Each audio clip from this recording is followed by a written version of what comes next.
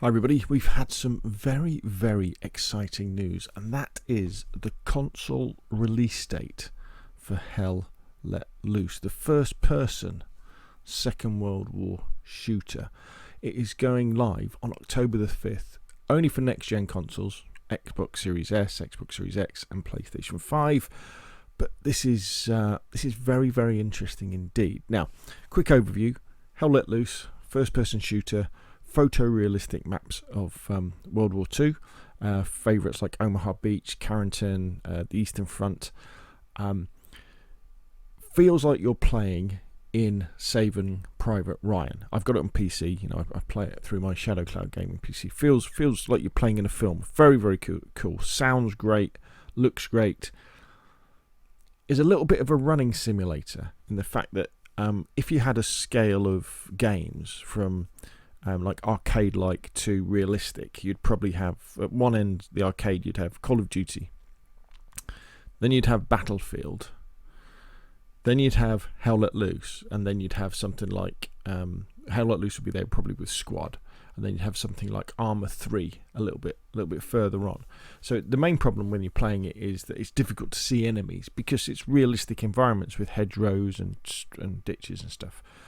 But very, very exciting that this is coming to console because of the type of game it is, the fact that it's coming to Xbox Series S, Series X and PlayStation, and also the price. Now, Hell Let Loose, I can only find it on the Xbox stores at the moment, but it'll be on the PlayStation store very soon. In America, it's going to be $39.99 US dollars. UK, it's going to be £35.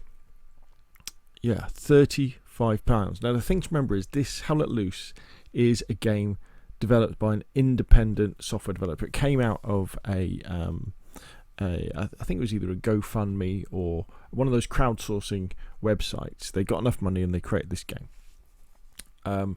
And it could be seen as the sequel to Battlefield 1 that Battlefield 5 never was, and a more serious sequel at that.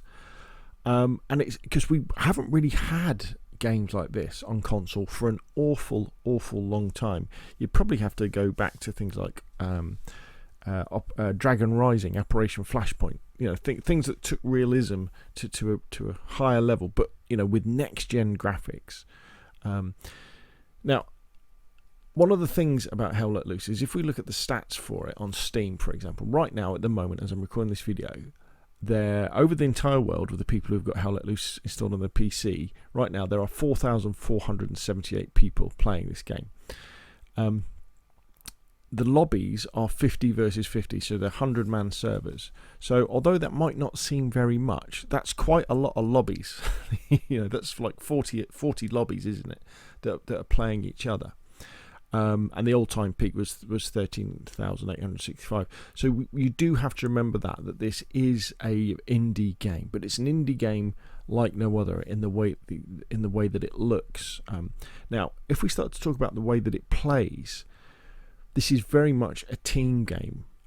If you play Battlefield, you know how it helps to be in a squad, doesn't it? And it really helps to spawn in on your squad as your squad mates are running around the map. Instead of having to spawn in on like the D flag or something that you've captured, you can spawn in with your squad. Now, that's very important that you do this in Hell Let Loose, that you spawn in together and you spawn in from garrisons. Basically, imagine Hell Let Loose in gameplay-wise is like a massive game of Battlefield Frontlines, where you've got these huge maps, bigger than Battlefield maps, and you have to, often it starts in the middle, and then you've got to capture zones, just like you would in Frontlines, and it kind of goes from left to right, so you go left a bit, right a bit, left a bit as you're fighting over these areas. And there's other game modes as well, where one side is always attacking and one side is always defending.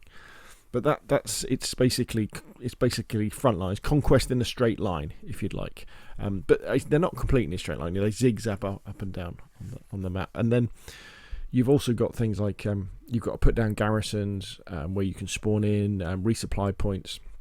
They very much limit the number of armour that's on the map, so you might only have 2 or 3 tanks on either side. The number of snipers, I think it's only a maximum of 2 snipers on each side. Everybody's using bolt action rifles or automatic rifles or SMGs, but things without things without very high powered scopes.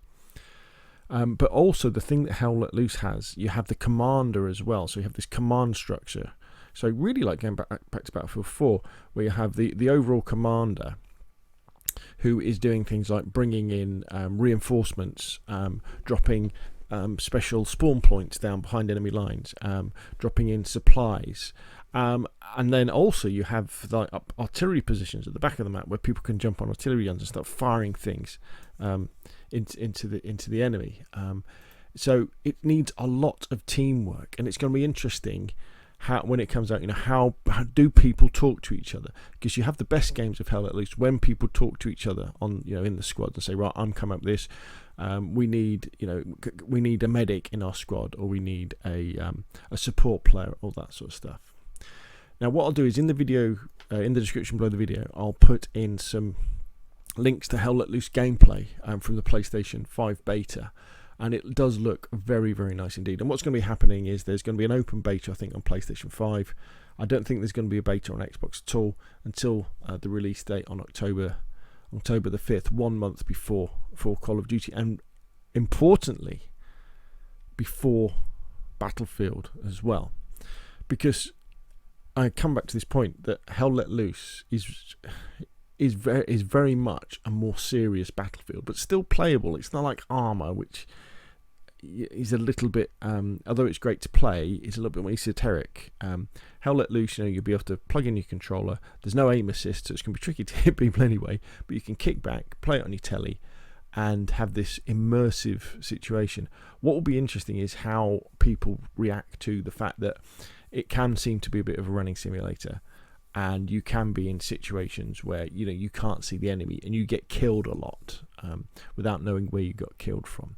But that price point coming in, at cheap, way cheaper, half the price of Battlefield, half the price of Call of Duty.